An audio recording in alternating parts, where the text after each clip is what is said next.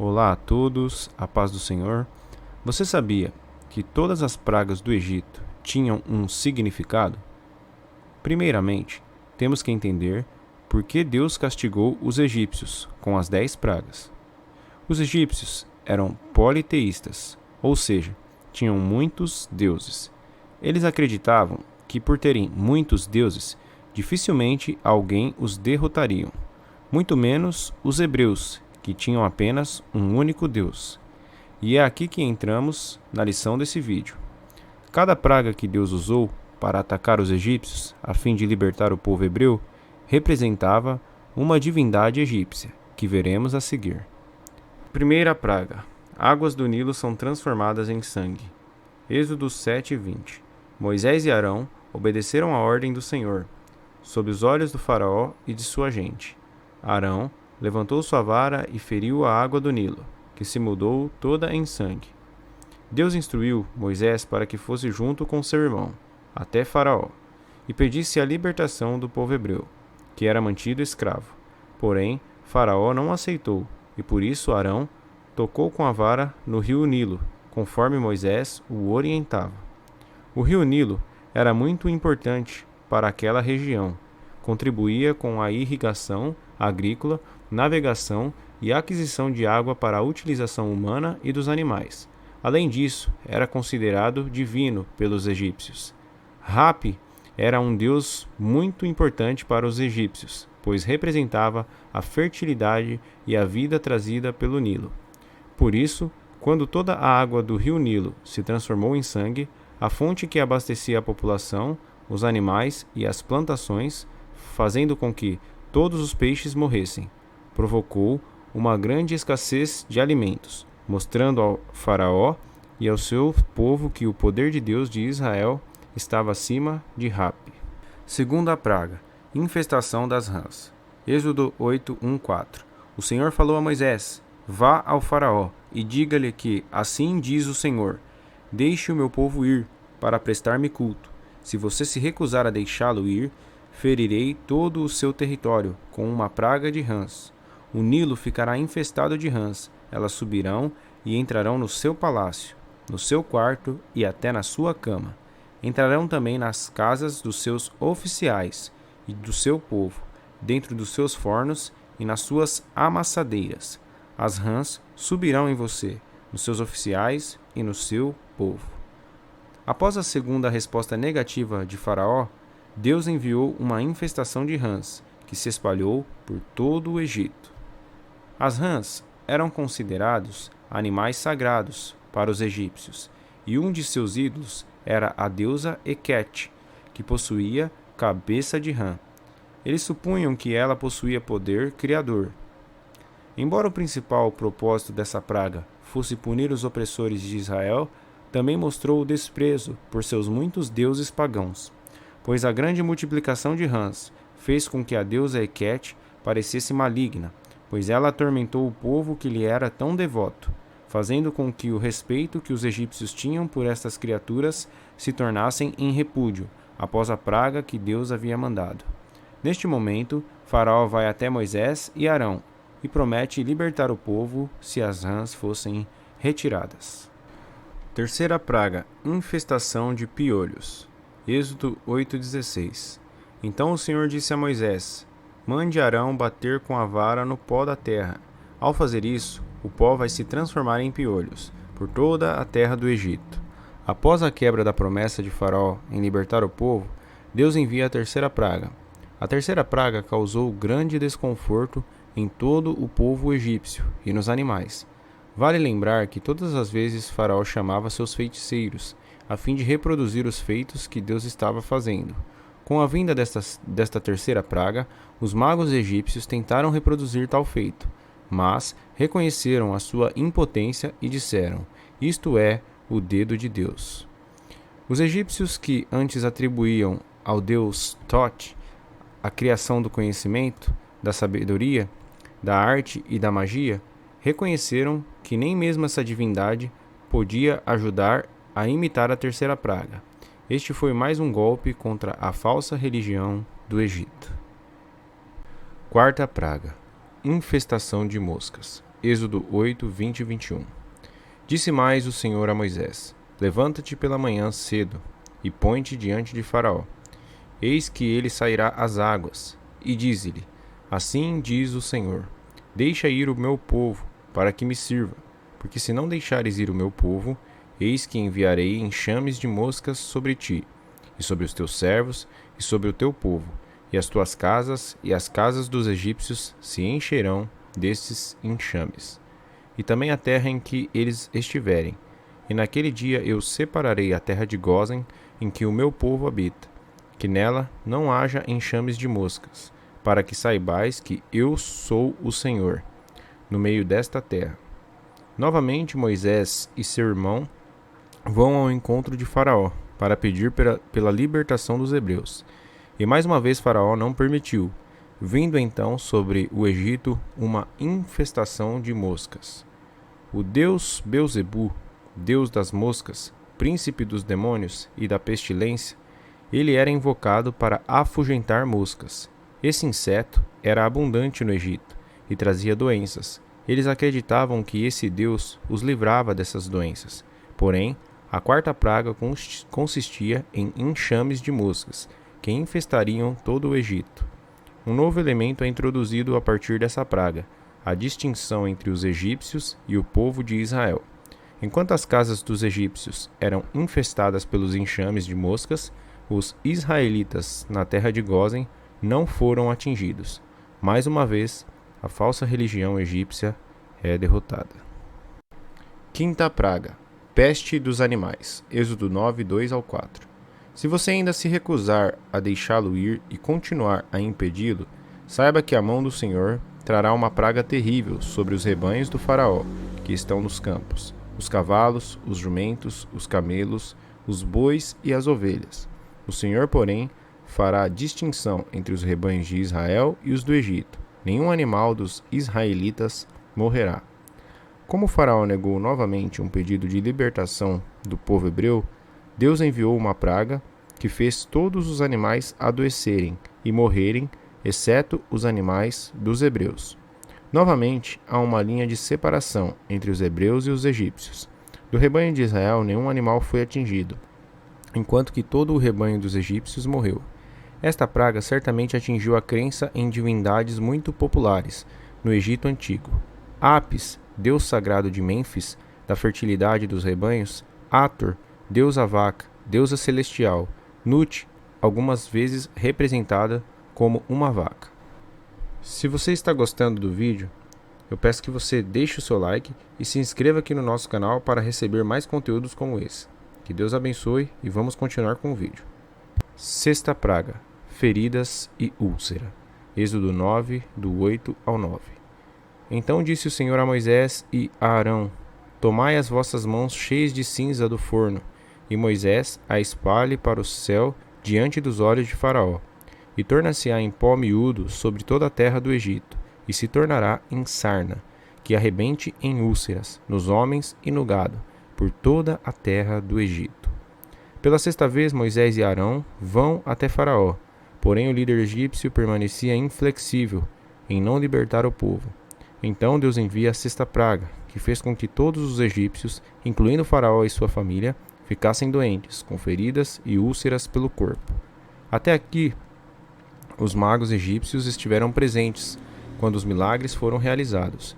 Embora tivessem reproduzido algumas falsas imitações, utilizando as ciências ocultas, nesta ocasião, a praga caiu sobre eles com tamanha severidade que não podiam continuar com o rei. Em vez disso, fugiram para suas casas em busca de proteção e tratamento. Novamente, houve clara distinção entre os egípcios e os hebreus. Nenhum poder mágico ou sobrenatural pôde protegê-los. Nesta praga, mostrou que a deusa Neit, rainha do céu, do Egito, considerada por eles a criadora do universo, não tinha poder algum. Aqui o verdadeiro Deus começa a atingir diretamente os corpos dos egípcios. Imagine a dor e o sofrimento desse povo. Esta praga foi também uma afronta para o deus Tifon.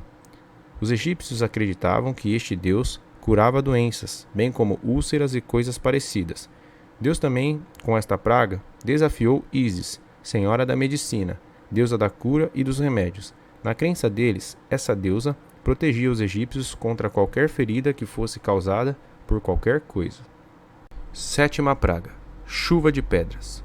Êxodo capítulo 9, 13 ao 18.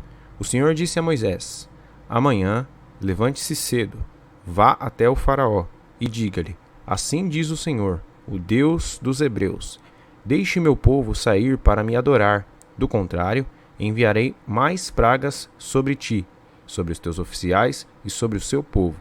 Então você saberá que não há ninguém como eu em toda a terra.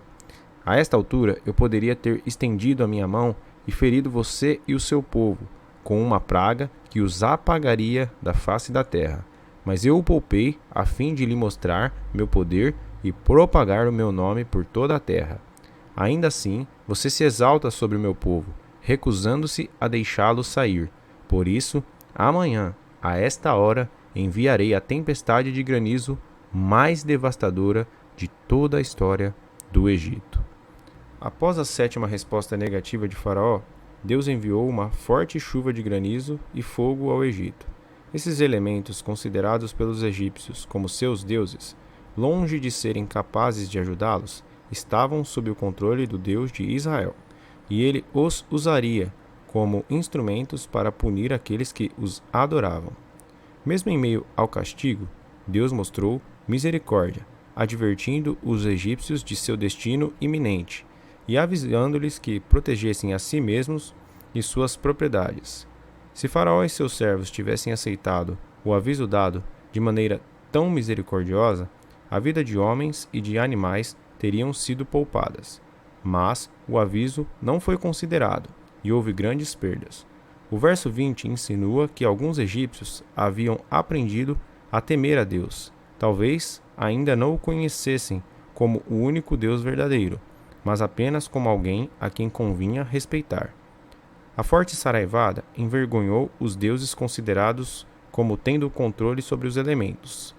Por exemplo, Íris, deus da água, e Osíris, deus do fogo. Oitava praga: infestação de gafanhotos. Êxodo 10, 12. Então disse o Senhor a Moisés: Estende a tua mão sobre a terra do Egito, para que os gafanhotos venham sobre a terra e comam toda a erva da terra, tudo o que deixou a saraiva. Faraó, mais uma vez, não cumpriu com sua promessa em libertar o povo.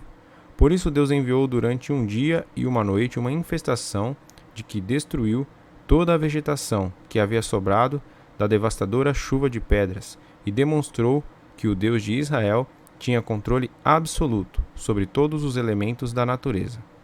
O juízo divino era mais uma demonstração de que a crença egípcia em deuses que eles supunham garantir abundante colheita eram falsos.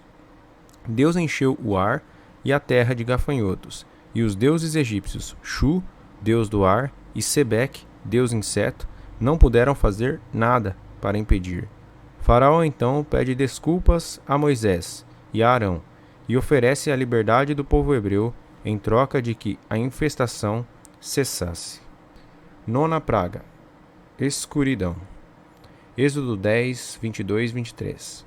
E Moisés estendeu a sua mão para o céu, e houve trevas espessas em toda a terra do Egito, por 3 dias.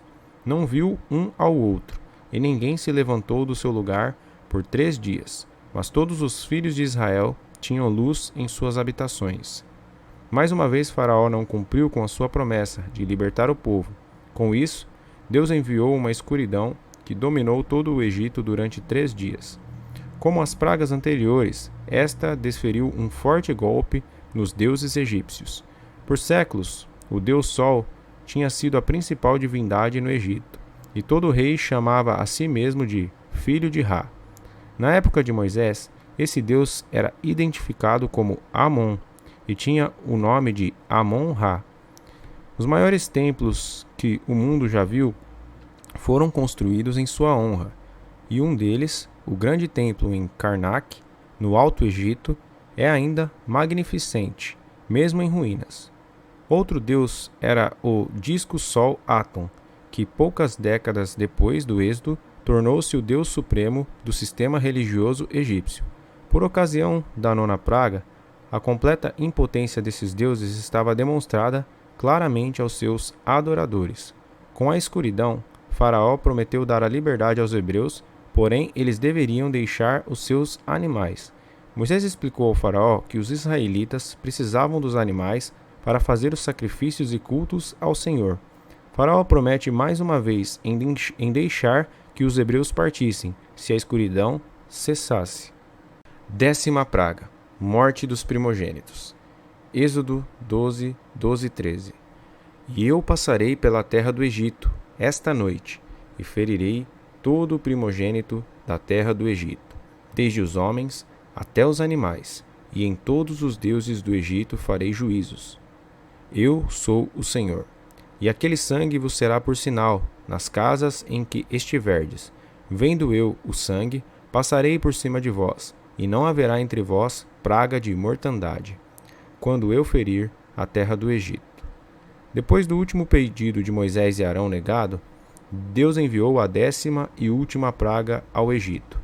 Esta praga foi a responsável por matar os primogênitos de todas as famílias, humanas e de animais, inclusive a do faraó, acabando com a sua descendência que iria assumir o reinado do Egito. A morte dos primogênitos causou o maior vexame para a religião do Egito. Os governantes do Egito realmente chamavam a si mesmos de deuses, filhos de Ra. Depois disto, todos souberam que o Deus de Israel era o Senhor, e o seu nome ficou anunciado em toda a terra. A rendição de Faraó foi completa. Ele não apenas ordenou que deixassem o país e levassem tudo o que possuíam, como também pediu algo que os 2 irmãos não poderiam imaginar: levai também convosco vossas ovelhas e o vosso gado, como tendes dito. Ide-vos embora e abençoai-me também a mim.